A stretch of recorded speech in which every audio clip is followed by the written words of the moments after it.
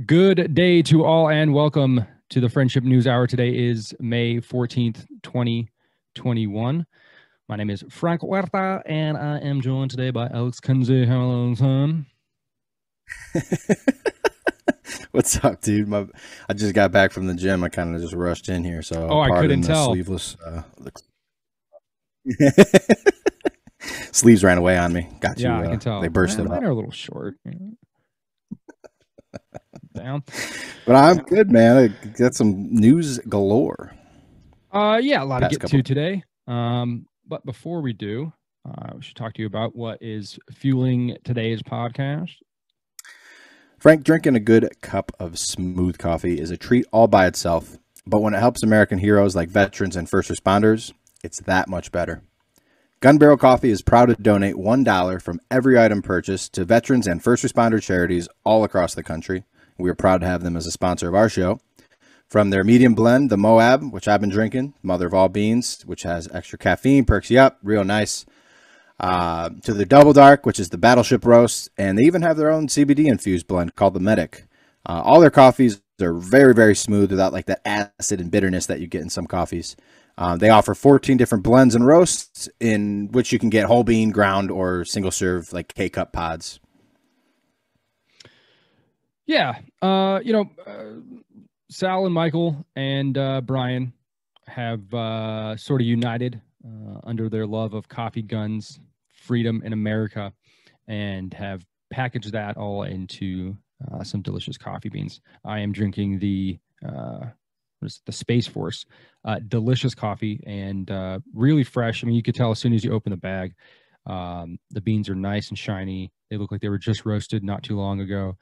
And you can taste it in the coffee too when you brew it. So, we're happy to be a part, partnering with them. They donate a portion of their proceeds to organizations that support people who serve and those who protect and those who defend our rights at home and our freedom. So, yeah, we really like Gun Barrel Coffee. And you can enjoy the delicious coffee yourself right now with an extra discount. If you use code FNH10 right now at gunbarrelcoffee.com, you'll get an extra 10% off. And they will still be donating money to all these charities. So you're still doing a great thing, supporting a great cause. Gun Barrel Coffee, damn good coffee, damn good cause. To the show. Yeah, brother. So much to talk about, but I think we should start with yesterday's news from the CDC. And They told us that we don't have to wear masks anymore outside in large gatherings or indoors if we've been vaccinated. That may not come as news to many of you guys. Or you might be just saying, yeah, I know. Or this may be a rejoiceful moment for some. I think the response to this news and where it lands in your head, in your heart, can kind of describe how this pandemic has affected you personally in your community and where you live. You know, I had somebody close to me who I was talking to recently say that when they got the vaccine, that it felt like they had a 20-pound vest taken off of their back. And they felt safe, which came as such a surprise to me because I never felt that scared at all about this pandemic. It affected me and my health in a minimal amount. I don't know, is the same story for you? Yeah, for me, not much concern at all. For, moms, grandmas around me, definite concern, especially at the beginning, when the hype was real. But for myself, not at all. I'm a, late 20s, pretty healthy guy. So, Yeah, never have really been that scared by it. Never been really that worried about a lot of it. But I just, tried to play my part, help the fellow man during this last year and just kind of do what we had to do to get through it as quickly as possible. Yeah, sure. And the person that I was speaking to was in the age group, I guess, of concern, something that would concern them. highly would be getting the coronavirus. So it was very interesting to hear that perspective because I had never felt that way. Yeah. And I had always kind of thought that the response to the pandemic, maybe not initially, but the continued response was a gross what do I want to say? Exaggeration, overreaction is a better word. A gross overreaction of what we were dealing with. And as time got on, we were privy to data that showed a much clearer picture of how this virus was going to go. There were still plenty of uncertainties, but particularly after we got the vaccine and we started to see the effects of those that were vaccinated and the initial reports of how well the vaccine was performing in the general public, allowed for us to sort of in our own atmospheres relax a little bit, because we knew that regardless of whatever ongoing mandates were happening from the federal government or otherwise, we understood the data. I think was very clearly represented to us. And we even saw it a little bit in the media as people who normally would err on the side of caution began to ask the questions that we were all asking of the officials that were continuing to mandate things like masks and social distancing. Hey, we know the data. When can we officially say we want to relax this stuff? And it was always an unclear answer. There was never anything that was surefire until yesterday. And the CDC came out and they said that they're going to effectively end face mask and distancing recommendations for the fully vaccinated. And, you know, my question would be, why now? Like, it doesn't seem like there's any new report out, right? There's no new data that we're like looking at where it's like, oh, it's really good data, we should do this now. It seems like we were aiming for July 4th, right? When we heard Biden say July 4th, you should be able to go and have a barbecue. And we all just kind of looked at like, all right, Grandpa, whatever. We're going to have a barbecue tomorrow because we understand our risk. But it seemed like it was July 4th. And now it's moved up. And well, so they made the decision, though, after seeing like weeks and weeks of data of cases just plummeting as a result of people being fully vaccinated or getting their first vaccine at least. And I think that July 4th deadline, the idea would be to announce it now so that like states and everyone can, like, it's not just like today you can wear a mask wherever you want, you know, and it's going to be up to businesses. It's going to be different everywhere. I know in like Ohio, I think it's June 2nd. I think in New York, it's like June 1st, which surprises me. New York's like a blue state. So that's, I could see like Ohio, Texas, like all these other places that's like traditionally red doing it sooner, but that's cool. It's cool to see New York doing that. So I think that the idea is like, let's make the CDC announcement, because the CDC doesn't like necessarily regulate any of these states, you know. No, but they like don't regulate any of these states for sure. Right. But and like our best reference to draw from scientifically. So like if they make this announcement now, by July 4th, I would think most states would be adhering to this mandate, you know, hopefully sooner, but like at the very latest. It just seems odd to me that the tone of all of these officials making these recommendations up until this point has been that of at the most liberal, hold your position. But even more than that, this lady, I don't know if you remember her saying it, Jennifer Nuzzo.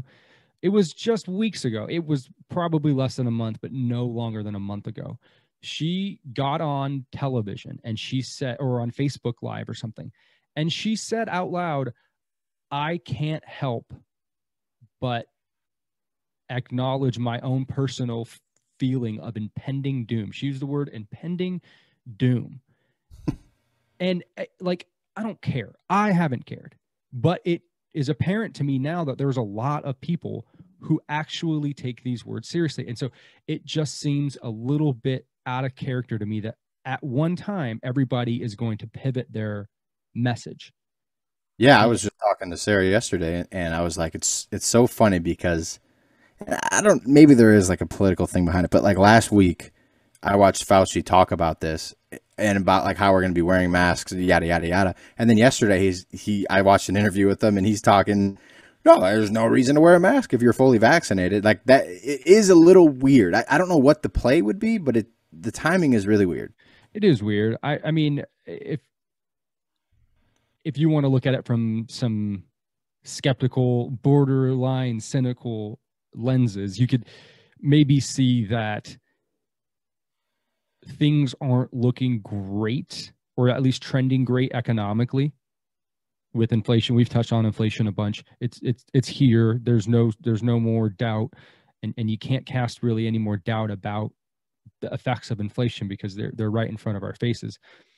So maybe this is a way to get more people out and feeling more comfortable to go look for employment or do the things that they weren't doing before this. And that could be my only thought about politically how this might be a play, or you know, what's the, because you have to imagine these things can't just come at random, right? We talked about this not too long ago about how in the beginning of this pandemic we were told that we didn't need to wear masks, although we knew we should be wearing masks, but we thought that if we told people to wear masks, there would be a run on masks, and we didn't have it like that, right? So it was a bit of a manipulation of the American public, and then the message shifted immediately to wear masks all the time, and everybody put in mandates because we knew that they were effective in some capacity at battling this. So I think that there's more to just recognizing that it's a good thing to do, because we all, I think a lot of people who can look at this rationally, and particularly the data that was out about vaccines, and say like, all right, well, we shouldn't be wearing masks everywhere, especially outside. Like that was a recommendation to wear masks outside in large gatherings and to socially distance, even though you were vaccinated. So I don't know. I think that there's something, and we'll probably find out before too long. But it is good news at the end of the day, right? It's positive. It's positive news. So I think we should be happy about it. Yeah. The one thing I didn't like, though, is that yesterday on Twitter, Biden, he tweeted, "The rule is now simple. Get vaccinated or wear a mask until you do. The choice is yours." And that sounds like a threat a little bit to me, man. And that's not the case. Like, of course, at this point, about throwing gasoline on a pile of wood. Why? Like, why did you say that? You just give people ammunition to, like, if talk shit to people who aren't wearing masks, or ask them if they're vaccinated. Like it's just asking for more like self-policing of our country. Yeah, and like, what are we going to carry our cards around with us every single place we go now to like prove it? Like, I don't see how a business could ask you to show your card for that. And we're at a point now, especially with the data will show, like with all these cases plummeting and most people being vaccinated. If people, like we talked with Mr. Duncan earlier this week, if people don't want to get it, they shouldn't be forced to. The president shouldn't be saying like, it's simple, you do this or it's this. It's simple. You have a choice to get vaccinated. It's readily available. If you're scared, if you're worried at all, go and get it. You shouldn't feel like he's vilifying people that don't want to get vaccinated. Right. It's like, their choice. If you're vaccinated and somebody else isn't vaccinated, that's more or less their problem, right? Right. Yeah, exactly. You're good. You're vaccinated. Exactly. So if you fear for your safety and you're vaccinated, then where's the fear? You might be upset at somebody, but if they don't want to get vaccinated, then they're taking their health risks into their own hands. And if they want to roll those dice, what is it to you or anybody? You got vaccinated. And well, that was the point of getting the vaccination. Like, that's a you problem at that point. Like, you're covered, whether they are or not. Like, you're covered. I think it's clear, though, that our leaders politically are scared of the amount of people who have not gotten vaccinated. Did you see what they're doing in Ohio? Did not know. Dude, there's a vaccine lottery. Oh. So there's gonna I think it was like $5 million and or like five $1 million prizes. I think I might be talking out of turn, but there is a lottery, and they are going to use the voting record. So they're just going to like pull a name out of the voting record, and if you've been vaccinated, then you win. They're trying to incentivize people to get more vaccines. Why the hell do you need to do that for? Yeah, that doesn't make sense to me. Is there a giant fear of people not getting vaccinated? I mean, if you want to be as cynical as possible about it, you might just say that these moves are just so that the people who are controlling these things in their particular jurisdictions are trying to maintain that control and not let go of it. You can make that argument, and I'd listen to it for sure. But it just, I don't know. There's so many weird things going on, and it seems as if you just cut through the noise. It's very clear to see that you're able to take your risks more or less in your own hands. You have the option to vaccinate, and that will clear you more or less of any giant risks of this pandemic. And if you don't want to, the risks of this pandemic. It should. I don't think it should be any more complicated than that. Do you, okay, and this is not to put like misinformation out there or take us down like a rabbit hole at all. But let's do it. Let's fucking do it. Could you see at all any kind of credibility, especially with how this is all kind of being pushed now to get the vaccine? Like this whole like new world order, they're trying to depopulize people, and they're poisoning some people with their vaccines, and they're going to try to kill people. And I don't believe that. But with what's going on right now, it's the most like kind of maybe half quarter, 10% convinced I've been with how they're like pushing this vaccine, and with like what Biden tweeted yesterday. The rule's simple. You got to do this or wear your mask. And it's like, I don't know why that's necessary at all if there wasn't some like weird agenda behind it. Yeah. Well, if you look at what they're trying to do currently, this administration, and again, you can't overstate that the mission right now is to rewrite how we do things in America economically and socially by allowing the government to become the biggest driver of things, of the economy, of all things that we rely on. That is what is happening. And so you could say that if the government looks more like something that you need to rely on, then you're more willing to accept these changes that are trying to come. So, for example, with the vaccine, if you feel like, if you can say that you've vaccinated so many people, then you can say, well, this is what we've done, and the people have relied on us, and we are making this impact. But if more people are just kind of blowing it off, just saying, I don't need you. I mean, this is a great thing. I appreciate what you've done, but it's just not for me. That doesn't bode well for you and your mission to take more control over the levers of our society. So, I mean, you could look at it that way and make the case that it would be in the benefit of the federal government for people to listen to what they have to say and follow their direction on this thing. But what a weird way to go about it, right? To like tweet out some like ultimatum, about wearing a mask or getting vaccinated.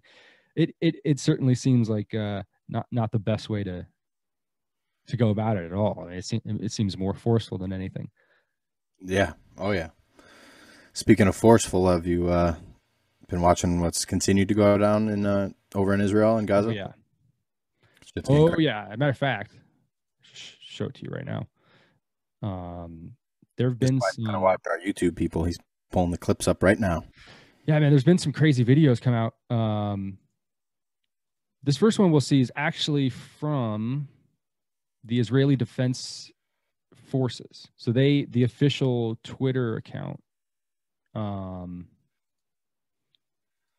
the Israeli Defense Forces put out this video. This was on May 11th, so Tuesday, which I don't know what time that is in Israel. But as we play this video, let me turn this down. So what you're seeing is rockets from the east showering down over the night sky in Israel. And then what you're seeing also from the west is a bunch of squiggly, like smoke lines, like trails, go and meet the light from the east in midair, and there's an explosion. And if it wasn't under such dire circumstances, it's actually quite a beautiful scene.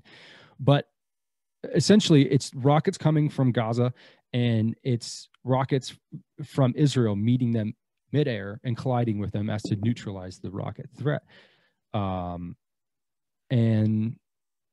we have one more video here. This is a rocket from Israel going into a 14-story building in Gaza that was known by Israeli Defense Forces to hold some high up officials of Hamas. So what we just saw was 2 rockets hit dead on the bottom right corner of a 14-story building, and it just took out a third of the building. And as the video continues, big plume of smoke.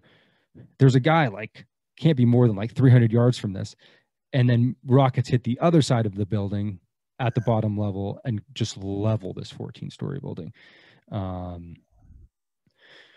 So it is not good, man. Nothing good about that. But I did want to talk a little bit about this Iron Dome, this thing, this defense system that Israel has implemented, and it's been in service actually since 2011. I guess this is more press than it's gotten in a long time. But before they had this Iron Dome, the prevailing thought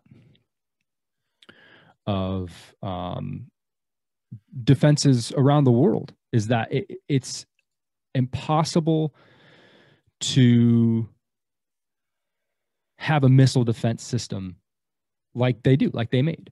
And basically they said, well, we're a landlocked state, and so we need to figure out something, because before this Iron Dome, it was just bomb shelters, right? And so what this is just this, like, think of like, if you've ever seen a big firework display box, like it's a big box that just shoots up fireworks, like you might see on the 4th of July if like a city is putting on a show, right? So it's like that, but it's much longer. It's a big long rectangle, and it's set up on a platform, and it's like tilted, right? And it's like pointing towards the sky. And wherever they control this from remotely, they have honing technology. So when they see rockets coming into Israel, they can actually determine which of those rockets is going to hit a populated area and which is going to hit something that has way less of a threat. So they can mitigate what rockets they have to shoot down, and then the ones they find that they have to shoot down, they launch them, they meet them, and they intercept them in midair, they explode and neutralize the threat. So there's, That's cool. It can protect 150. It's really cool, man. It can protect 150 square kilometers, and it protects about 1 million people in Israel. And one of these interceptor rockets costs about $90,000. There were 1,700 rockets fired into Israel this week, just this week, 1,700. And they shot down 90% of them. So that'll give you just a little taste of how much that costs. And so it's been more or less a success for them. So much so that America actually is going to build one here in the United States. Raytheon, I don't know if you're not familiar with Raytheon, they're a big government contract here in the United States. And they're gonna partner with this company called Rafael in Israel, who built the Iron Dome there, and they're gonna build one here in the States. And you can make the case that this defense system saves more lives in Palestine, because if you can neutralize the threat, your actions can be far less widespread and more concentrated, right? So like there's not a whole lot of people dying in Israel right now because of this defense system. About 7 people have died so far this week. It's not nothing, but it's not like if they were to shoot those 1,700 rockets in the air and all they had were bomb shelters and, you know, whatever else they had to defend. So you know, it's an opinion. I'm reading this opinion piece in the Wall Street Journal. They're making the case that this is actually a de-escalation defense system, as well as just a missile defense system, because you can target your reaction and you could actually, you know, select where you want to react, and more or less it's just going to be the people shooting the rockets at you. Wow. Yeah. Did it say the didn't say where they're going to do it in America? Like, is that for the White House or? No, I don't know. I would imagine it would be for places that are in the middle of the country that are worth defending. If, you know, it ever came to an escalation where people were shooting rockets into, you know, if you're on the coast, like take, for example, San Diego, it would be a very poor decision strategically to attack San Diego with its 5 different military bases, right? And that's more or less the story all along the coasts of our country. We're very well defended in our coasts, and we have bases all throughout the country. But I'm thinking of like maybe like DC or other places where you need Chicago for sure. Oh, there's a Navy base in Chicago, isn't there? North, yeah, there is. How does that work though? Like, so is the dome down until it's needed, and then it like just? It's not that's just the name it's given, but it's not a dome. It's just individual boxes that are set up, and they're mobile. You can put them anywhere you want. Yeah. So, for example, if you know the threat's coming from Gaza, then you set them up towards the eastern part of the city, right? Yeah. And then as they come in, wherever they're controlled remotely is going to tell the rockets when to shoot off if they're necessary to intercept this rocket, and then they guide it to where that needs to go. So it's just a I guess like a metaphorical name for the actual defense system. Gotcha. Yeah, I had the same thought as you. Like I was thinking of like Star Wars or something, where you put a dome over, you know, or like Harry Potter when they were doing spells and put it over Hogwarts and the shit was coming in and it couldn't. Just. Yep. Yep. Yeah. So no, it's cool. It's just like anti-fireworks coming in this way, and it's just fireworks shooting off and intercepting them. So, like I said, if you ever get to see the video, it's actually really, really aesthetically pleasing. If it wasn't acts of war, we'll post it on our Twitter, Friendship NH at Friendship NH. That's really cool, man. Well, I'm glad to hear that it's saving lives. 7 deaths is nothing insignificant at all, but it probably would be a lot worse, and it'd be a much more escalated situation, and you know, who knows, other countries would start getting involved. It could spiral very quickly. So yeah, certainly, man. Yeah, what do you have for us? Have you been following what's going on with the NRA bankruptcy case? I heard about it briefly.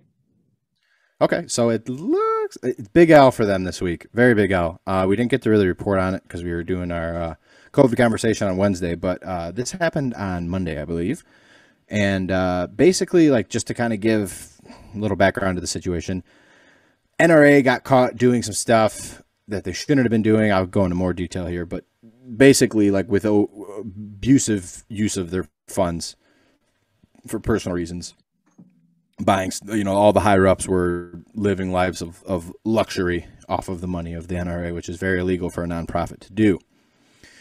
So on Monday, and basically, so the Attorney General in New York was taking them to court to try to get them basically dissolved because they're saying the corporation's the company's very corrupt, organization very corrupt. So on Monday, Judge Harlan Hale of the Northern District of Texas, who's a federal bankruptcy judge, he dismissed the effort by the NRA to declare bankruptcy. And this was on Tuesday, I'm sorry.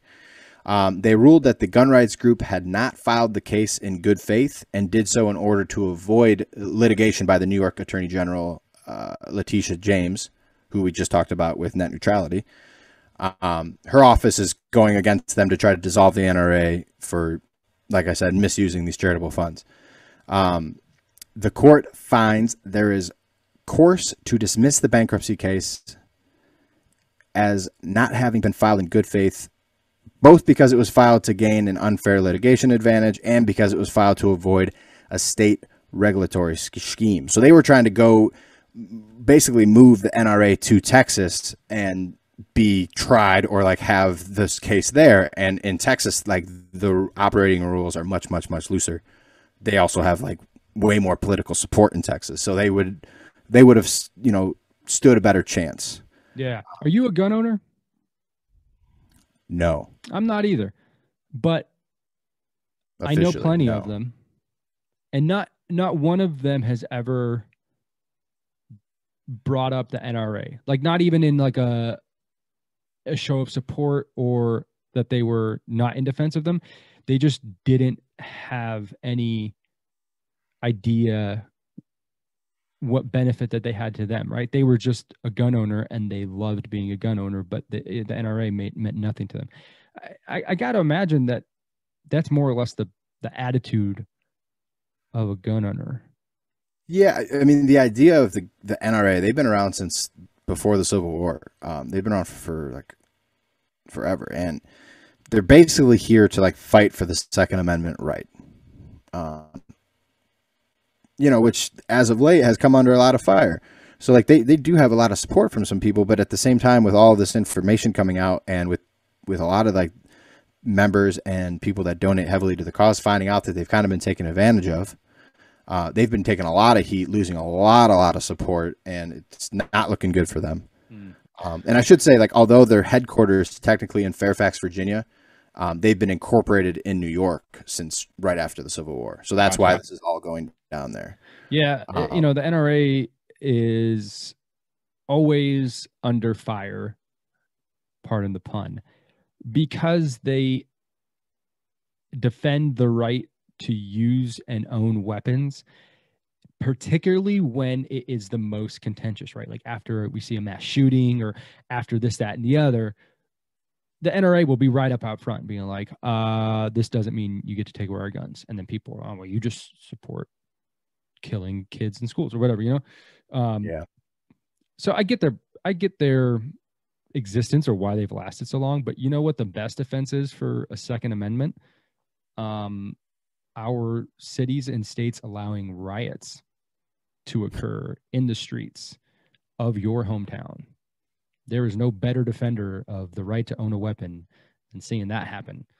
So as far as I'm concerned, at least in the here and now, I think the NRA is kind of moot, you know?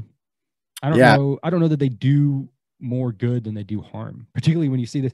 You know, how many times have we seen somebody file for bankruptcy for the wrong reasons, right? Donald Trump comes to mind, 50 Cent comes to mind, right? These guys are just getting out of their situations in a clever way. Well, and they got called out on it during the trial. The NRA said they had plenty of money to pay back its creditors, even though they're filing bankruptcy. Yeah, see? They declared bankruptcy. They said this in court for a tactical reason, which was to avoid the reach of the New York Attorney General. And last year, the Attorney General sought a court's approval to dissolve the NRA, alleging a wide variety of financial misconduct, chiefly by their CEO, who is not very liked by a lot of gun advocates too, Wayne LaPierre. The testimony included examples of the nonprofit organization's tax-exempt funds being used for wedding expenses, private jet travel, and exotic getaways.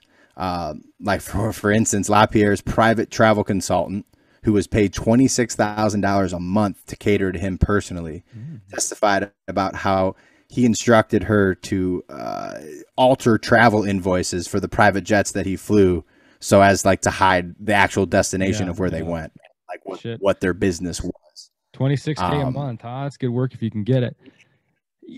And this court case, go ahead. I was gonna say, how shitty of an organization do you have to be, gun rights organization, to have a judge in Texas by the name of Harlan Hale? Let me tell you something. I don't know who this guy is. He owns multiple weapons.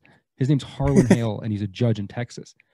How shitty of an organization do you have to be for this judge to humiliate you in court for being such a shitty organization, and you're the NRA, and you're trying to, go to Texas and find safe haven in, what might be the loosest gun law state in America. So yeah, man, no love lost there for me with this. I mean, you obviously very corrupt and had got lost in the sauce there for sure. And like I said, I don't know that they would ever do any more good than harm. Sure. And they're claiming they're financially stable, but they're losing a ton of support right now. During this trial, it's come out that in the span of about 2.5 years, the organization has spent $72 million on its primary law firm alone, just on paying 72 mil, and you can't get a bankruptcy case going in Texas.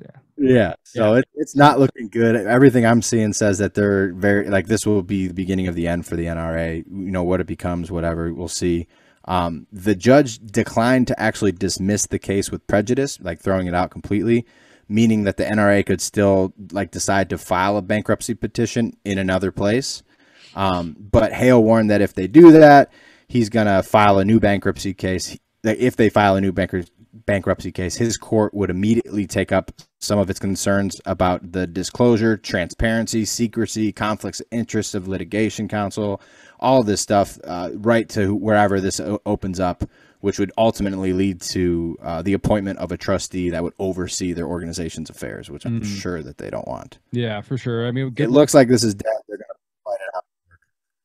Well, good luck fighting this in court when you have this judge's decision. I mean, you might find somebody a little more friendly to you. I don't know. I'm sure they exist out there, but yeah, I mean, devastating blow. And I at the very least, the thing that you could draw out of this story is that hubris is going to take you down one way or another. There's a similar story that came out just this week about this guy Patrick Rose. Patrick Rose was the chief of the Boston Police Union, and last summer he got arrested on 33 counts of sexually abusing kids. It was kind of a shocking deal. Wasn't expected, but it's become clear over the time that this case came out that this guy Patrick Rose sort of had this stigma to him. People knew that he did this thing, and there were people that kind of helped keep it a secret. So a little background on this guy. So Patrick Rose was a 24-year veteran of the Boston Police Department before he got arrested. And in 95, he was charged criminally with sexually abusing a kid. And prosecutors dropped the case because the accuser recanted his story. Quote from the accuser, recanted the story because he was under pressure from Patrick Rose. So this police officer who abused this kid, coerced him into not testifying, right? Seems like a real good guy.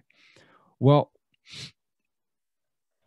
in 97, an attorney for the police union sent a letter to the police department saying that Patrick Rose was being restricted beyond his control on administrative duty because he, had gone under scrutiny for getting arrested. So he threatened to file a grievance. He was reinstated as a police officer, and he went on to sexually abuse at least 5 more minors, including when he was president of this police union for 3 years from 2014 to 2017, right? But there is another person that has come to light in this story, and this is where it has gained some new traction as of late. There's a guy by the name of Marty Walsh. You might know his name. He was the former union chief of the Boston Police Department. He was a former mayor of Boston, and he's the sitting Secretary of Labor in Joe Biden's cabinet. So why does he come up? Well, there was an effort to gain some files from the city of Boston by the Boston Globe. In in connection to this 1995 charge, this criminal investigation of Patrick Rose. And at the time, Marty Walsh was the mayor of Boston, and he refused to release the file that they were asking for, saying that the records that were contained in it couldn't be redacted in a way that would satisfy privacy concerns. And they like left the Boston Globe basically on red for 2 months, didn't respond to anything. And they didn't give a good explanation as to why the records should remain a secret. And he got approved for Secretary of Labor under Biden. And then this new mayor came in and released a redacted version of these files that the Boston Globe was looking for. And it was so redacted that you couldn't really take anything from it. But the people who are in the know are saying that this guy went to astonishing lengths, to which the Boston Police Department and the now departed Walsh administration went to keep these files under wraps. So it seems like this guy used his power as mayor of Boston to hide files, specific files requested, in the name of privacy, just until he got confirmed as Secretary of Labor in the Biden administration. And then, and only then, and when he got approved by the Senate, was there some bullshit version of these files redacted and then given to the Boston Globe. And it looks fishy. Also, he's sort of getting a pass from the media. I mean, this is a story that's well known. People know about this, right? The same guy who got hired under Donald Trump, Labor Secretary, his name was Alex Acosta, and he got reamed by the media because he was in a position to do something more as a prosecutor in Florida to curtail Jeffrey Epstein. He might have been part of that investigation, Epstein's initial investigation. If you know the story of Jeffrey Epstein, he had gotten arrested under charges in like 2016, maybe earlier than that, by by the help of some random journalist of some newspaper in Miami, I think. And she did a ton of work to get this guy arrested and charged with criminal misconduct of minors and sex trafficking. And I think he was found guilty, but served probation or something. He got a really sweet deal. It was very corrupt. Anyways, this guy, Alex Acosta, was a part of that. And he got approved as Trump's labor secretary. And like I said, he got reamed by the media. But nobody is talking about how it's very clear that this guy is, at the very least, impeding on this investigation by the Boston Globe to learn more about this piece of shit ex-police union chief who abused kids. These are things that we should be asking a ton of questions about. Why is this guy in a cabinet position of the White House? Why are these questions not being asked? And you're right. If it was the other way around and it was the last administration, like we already saw it happen, like it'd be total chaos right now, and that person would be getting destroyed by the media. But media chooses to report on what it wants to report and how it wants to report on it. Oh, that's more clear. Perfect example, right? Right now, we have got a hacked pipeline. Gas prices and food prices are rising incredibly with inflation, and we can't get as many people as we want to get vaccinated. Yeah, I mean, anywhere you would look in the media, it would literally be fire and brimstone and a dumpster on fire, and it would have an American flag over it and saying Trump's America, right? Yeah. Whatever. We know their shtick. We know what they do, and I think you and I are confident in ourselves to know what the truth is and when we're being taken for a walk. But it's the non-reporting of stories like this that nobody can get upset about because they don't know about it. And right. If you don't know about it, you can't talk about it. You can't ask the questions. And I mean, I really hope that there's more to the story and we get more uncovered, because, you know, if you helped, I don't know if there's like a law, I'm sure there is. And if there's not, there should be. But if you helped cover up some guy's sexual abuse, then yeah, you at the very least shouldn't be in a cabinet position in the White House. Yeah, no chance. At the very least, you probably should go to jail. But yeah, we should find out the truth first. And people asking these questions. So we will certainly keep you guys updated on this, because it is an important story. That's not something you just said really quick before we move on, kind of back to inflation a little bit. How you just kind of said, like, if Trump was in office right now, it'd be flag over the thing, burning Trump's America. Mm-hmm. Do you think, like, if he was, like, if he had got reelected and he's in the office right now and all this shit played out just like it has, do you think that he would have, like, handled it any better than Biden is and their administration is handling it? Or, like, do you think it is just a reality of, like, there is a global shortage of materials, we are doing what we can for right now, shit's going to get inflated? Like, that's just a result of what's happening globally. It's not even like a how one administration or the other is handling it. Or do you think, like, we'd be in a better situation? Well, I think our future outlook would be a little bit more rosy, because we most likely wouldn't be spending at the rate that we are, right? Mm-hmm. Like, as long as the American dollar, as long as American debt is good, and it's still good, we can borrow as much money as we want, right? We should not. We should be a little bit more responsible how we spend money. But the fundamental difference of if Trump would have gotten reelected or what we have going on now is that there wouldn't be a rewriting of this contract of America of how we achieve more, right? More growth, more economic drivers. It wouldn't be the government. It would be private businesses, right? As it always has been. Trump was his policy was incredibly conservative from I wouldn't say fiscal standpoint. He spent a lot of money, as presidents before him did too, right? Obama and Bush spent a ton of money too. But it wasn't like, hey, we're going to spend the most money we've ever spent, and we have justification for it because, you know, clean infrastructure to usher in a new era of energy, you know, helping the poorest and the weakest of us rise up, right? Using those things as justification to spend the giant amount of money we're spending.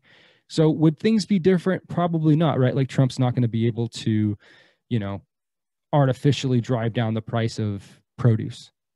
But the future would not be massive government spending into an economy that is already at 100 miles an hour. That would, I think you would see, like, stock markets level out a little bit more. I mean, they've been real volatile this week and they're ending up today, but, you know, it's been rocky since about March. That would be different, 100%. And but it's the same story there, right? All he had to do was tweet. That's literally all he had to do. And markets that were red that day would just go up green. He would just say something about, you know, trade deal with China or whatever, you know. He definitely put his finger on the levers of the country, as you will see Joe Biden do with legislation, but he just did it through Twitter. Yeah, I always wish, like, I mean, obviously I wish COVID didn't happen, but I would have loved to see, I think that if COVID didn't happen, Trump would have been reelected for sure. I would have loved to see, like, what that economy, our economy, would have looked like after, like, 8 years of a Trump presidency, like, consecutively. Because, I mean, all the numbers show that before the pandemic, like, our unemployment was as low as it's been. Economy was booming. Like, we were doing pretty damn well. And I mean, obviously that all took a turn when you have a national or a global pandemic, but I think we would have been in a pretty solid spot after 8 years of a Trump presidency, whether you like him or not. I don't think you can really, like, argue with the stats there. Yeah, I believe so. I'm a huge I'm a huge believer in capitalism and the positive that it can bring about. And you can have your gripes about it, but we're talking about like growth, right? Whether it comes from a private industry or if it comes from the government. But the question isn't like, should we have more growth? The answer is yes, but it's like, why should we have more growth? Because like the things that we want to accomplish as a people come about through the growth of our economy. When we want to grow one industry, that means that we've opened up jobs and opportunities for all of these people. And when we allow those people to continue that tradition onward and forward, that's when you get the organic growth and outlook of an economy in a country that was so good under Trump, because he was doing it the old school way that investors know is going to allow them to continue to make money and continue to do the things that they want to do and build this country up. Will it be the same with Biden? Maybe, but what they're not saying and what is inevitably true is that there's going to be some giant growing pains, because it is the sort of, big brother stepping in and taking controls over everything. So will it help? I think it's to be determined. I'm not a big believer in that. But to your point, I think that if we go 8 years with the policies of a Trump presidency, we're more or less on a very good trajectory. And so yeah, it would have been super interesting. But we're having to reckon with what we have now. And if you want to do these things, if you want to push through these policies that spend the amount of money that we're proposing to spend, the growing pains are going to be very real. And so I think we can expect a whole lot more of what we're seeing right now. Sure. Certainly. Well, shifting gears a little bit, can I give props where props are due to one of my favorite basketball players? You're talking about Udonis Haslem? I saw that yesterday, man. He hasn't played like all year and gets thrown out of the first game back right away. That was awesome. No, I'm talking about Russell Westbrook, man. This dude is an absolute animal. A lot of people, they'll say what they want about his jump shot, and a lot of other things as far as like his resume of championship success, but you can't deny the man's skill. And not even just for himself, like all around statistically, he's just a beast. And this on Monday, Westbrook broke Oscar Robertson's record that was thought to be untouchable and stood for like 47 years by becoming the triple-double leader of all time. Is that good? That's very good. Yeah, for the people that don't follow basketball, triple-double is when you basically hit double figures in 3 statistical categories. Most of the time it's points, assists, rebounds, but sometimes people will get steals or blocks also, so you can get a triple-double that way. Very, very, very, very hard to do so, to do this as much as these guys have. Just for reference, Russell Westbrook now has 182. Oscar Robertson has 181. Magic Johnson, best point guard of all time, as ranked by many, has 138. Jason Kidd, the best passer of all time, as ranked by many, has 107. LeBron James, potentially the best basketball player of all time in general, has a 99 of these. And Wilt Chamberlain, who was playing against like very inferior competition compared to him, only has 78. How many does he have? Russell Westbrook now has 182 as of Monday. How many rings? No rings. He has been to 1 finals and lost to LeBron. So yeah, people will always talk on him, but it's not like he's a selfish player. I mean, assists is a very big part of this, and rebounds is a very big part of this. And those are both, a team player is going for those boards. A team player is passing to his teammates to make sure that they can be set up for success also. So I think it's a really impressive thing because it shows that he is like a team player. It just maybe, circumstance dictate. You have players like LeBron James and the people he squads up with. You have Kevin Durant's and the Steph Curry's and like that Golden State Warriors. So, I mean, there's factors that play into that. I don't think championships are necessarily everything. And I don't think they discredit his resume for what he's been able to do. He accomplished this feat in 100 less games than Oscar Robertson, which is crazy. Wow. Yeah, no, it's outrageously impressive what he's done. But I think it's a testament to how difficult it is to be the very best in the world at any sport, but a team sport like basketball, where you have a guy like Russell Westbrook who is this individually impressive, but you can't even say it's individually impressive because, like you said, he needs all 4 other guys on his team on the court to help him with these feats, right? He can score a lot of points.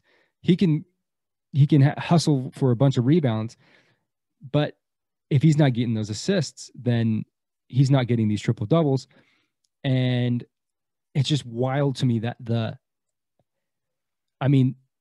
you're talking about a results-based business, right? And this guy's output in this business is second to none. Nobody does more than Russell Westbrook does from a statistical standpoint. Nobody.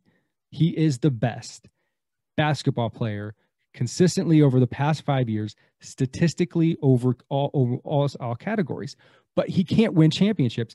I don't know how to marry those two things. And I think the only answer is that it is incredibly difficult to do. And unless you're like, somebody like LeBron James, who's won as many as he has, can probably account for a couple of those, probably after his time with the Heat, for being to as many finals as he's been to. He knows how to get there. He understands what it takes to be a champion because he has been to that pinnacle so many times, regardless of not if he's finished or not. He knows what it takes to get there. But a guy like Russell Westbrook, who is so good at what he does, doesn't get to the top ever. And it is just, to me, it's just mind-blowing. It would be like in golf if, like, for example, if Bryson DeChambeau was out there smashing drives as long as he does and he's not winning tournaments, then cool. Right. Hit the ball very far. And that probably takes it a little away from Russell Westbrook because it's no less impressive what he's done, regardless of not if he's won a championship or not. But you said that I don't think championships are everything. I think they're pretty damn close just because of how hard it is to win a championship. You don't luck your way into a championship unless you're Luke Walton. But do you think that it makes you a worse player? Like, I don't think it makes you a worse player, but yeah. I think the conversation can't be had about you without mentioning that. Sure. Yeah, I don't think anyone's saying like Russell Westbrook's on the same par as a Kobe, LeBron, or MJ. They're obviously different, and championships is a distinguishing factor there for sure. Yeah, and also Russell Westbrook is, well, I can't even say that because he's been on a team with James Harden and Kevin Durant. But I was gonna say Kevin Durant was, he's on the floor with Hall of Famer and Steph Curry, and the team surrounding him just equally all as good at what they do, right? Klay Thompson can shoot a three just as good as Steph Curry, if not better at sometimes, right? And Draymond is just a freaking animal when he wants to be. So you put all those people together and you're going to have yourself, a really good run at a championship. Yeah, and that's where I say like championships aren't everything because like, and who am I? I'm just a fucking guy. But when I say this, I discredit those championships that like Kevin Durant won in the Warriors because it's like you played for the Oklahoma City Thunder, who were up 3-1 against the Warriors that year before he left. They got through. The Warriors came back, beat them, went to the finals, and won. How then you go and you play for that team, and this year that the Warriors beat them, they had the most wins of any NBA team ever. So you go and you joined a team that came back from 3-1 and beat you in the Western Conference Finals. and who also had the best record of all time. Then you go and then join them as probably the second best player in the league, first or second. Honestly, I don't know at that time who was better between him and LeBron. Like, people will make their cases, but and then you join up with Klay Thompson, Steph Curry, Draymond Green, all these guys, absolute machine. And it's like, that took hard work. Obviously, they had to win the games, obviously, but like, though, you can't tell me that championship's as well deserved as like a LeBron James coming back 3-1, playing for the Cleveland Cavs versus that Warriors team. Or then you'd have to discredit the Lakers winning a half-season championship. You think so? Absolutely. Absolutely. Look at them right now. They're falling apart. They can't keep it together. I don't know about injured, and that doesn't happen when you play half a season. Okay, but I don't think the half season benefits and hurts everyone equally, though. That's not the same argument to me. That's not leading a team that was built around you to join the best team ever by NBA statistics. That's not the same. Like, the people that everyone was affected equally, but like, they all got the same rest once the season stopped and they got to come back, and they all were playing. They didn't have to play a full season. But they were playing that, like, the first half of that season that was played. But they didn't know that they were only going to play to that point. It's a half season, though. But it doesn't matter. It doesn't matter because you're playing half of the games that you played in any other season, and that is, it might as well be an entirely different sport altogether, because the variables of another 3 to 4 months of playing basketball before you get into the playoffs is evident in what you're seeing with the Lakers right now, because they are hurt, and people get hurt when they play an entire season, and you got to rest them up for the playoffs.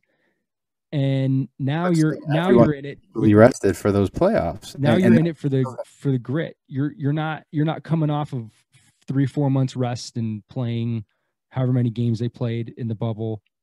You're just not. It's a different thing altogether. So if you're going to say that Kevin Durant going to Golden State is, you discredit those because of the good players you had around them, well, then you should say the same thing about the Lakers winning a half-season championship because they only had to play a half season. Because you can make the argument if they had to play a full season, they would look like they look like right now. I think they're very different, though, in the West.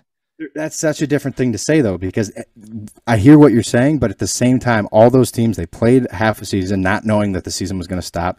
The season just ended halfway, which most players don't even play that hard for the first half of that season anyway. They start to ramp up at this part of the season. So the standings were what the standings were at that time, but then they all got 2.5 months, I think, of rest is what it was, and then they all start this bubble where they lock themselves there for 3 months and compete. And they all come in full rested, best version of their squad that it could be, and they're cut off from their families for months, and then they go and they play this tournament. You're getting the best version of every team that's in that made the tournament, which was, I think, I want to say 16 teams were there. So you're getting the best version of every single team with full rested squads, and then you win, and you're there for, like, they were there for over 2 months. Like, that is not as easy. But this has never happened in the NBA before. So what I'm saying is that this is more or less just some shit that they made up so that they could have a whatever season they had and a championship, whatever they had as far as the championship. They won within the parameters that was set before them. I'm not discrediting that. I'm not saying it was easy or it wasn't difficult. What I'm saying is there's no historical basis for any of it, and it was something that was completely different than any other NBA championship. So you can't look at it from any same lens and say, oh, it was the same. It wasn't the same. But how does it at all? It was over any of the other teams that were there? It was a COVID championship because they were under COVID rules and they had to change everything to make it happen. And that's what they got. They got a Laker championship. Good for them. It's going to go in the history books as a championship, as it should, because it was played as an NBA championship. But it was a different thing altogether. It was not the NBA championship as we have known it forever. So you can't just say like, oh, it was a good championship. Say the same thing about the Dodgers. Even if it was the Padres that won last year, I would be defiant, but I would know I'll be talking shit because it's not the same thing at all. It was completely, it was completely different. It wasn't the same, like a bubble, but there's no fans, right? How much does that affect things? An immeasurable amount, right? especially for a home team. Well, that's what I was going to say. You could argue that it hurt like the number one seed, like a Laker and like a Milwaukee in that situation because they don't have home court advantage. You lose that. Like, so technically they're at a disadvantage. Yeah. You know, I don't think it's discredited. I think every team comes in just as rested, and you get the best version of every team. Yes, it was different than before, but it wasn't the best NBA player or the best NBA team ever adding the number 1 or 2 player in the league to their squad to then go on and continue to dominate. They're very different to me. I think that's, in my opinion, why those are far more discredited. But who am I? I'm just a guy. Well, you know, the Lakers aren't doing so hot coming into the stretch, and the Dodgers have absolutely shit the bed coming out of the gate here. And I think that, let's see, the Tampa Bay Lightning were they made the playoffs. I think they were still pretty good this year too. But yeah, I mean, it's just, I don't know that there should be an asterisk, but there should be like something, shortened season, you know, or something that just says, hey, shortened season. So anyway, I don't know. We shall see. Some people think that a lot of the teams, there's a lot of injuries all over the NBA right now, and they think that a lot of people are just resting to then go into the playoffs. So we'll see. Maybe that's what's happening. But, you know, time will tell. We will see who the champions are. Yeah. Wasn't there a playoff game last night? I think the Kings got eliminated or something. I don't know. I haven't watched almost any playoff NBA start already? Whatever playing tournament they're having. I don't know. It's new this year. Oh, you're talking NBA. No, they're doing these final like 2 games that are left. I think it is 2 or 3 games, depending on the team. Yeah. Decide what will be that 7. Right now, it's looking like Lakers Warriors are going to be in the West. Right on. Yeah. So we'll see. Cool. All right. Well, that is it for us. We are over time today. Thank you for joining us. As always, you can follow us on social media. We are on Twitter at Friendship NH. We are on Instagram at Friendship News Hour, and you can email us with thoughts, suggestions, comments at bummerdude.media@gmail.com. That's bummerdude.media@gmail.com. We will see you all on Monday. Have a good weekend. Toodles.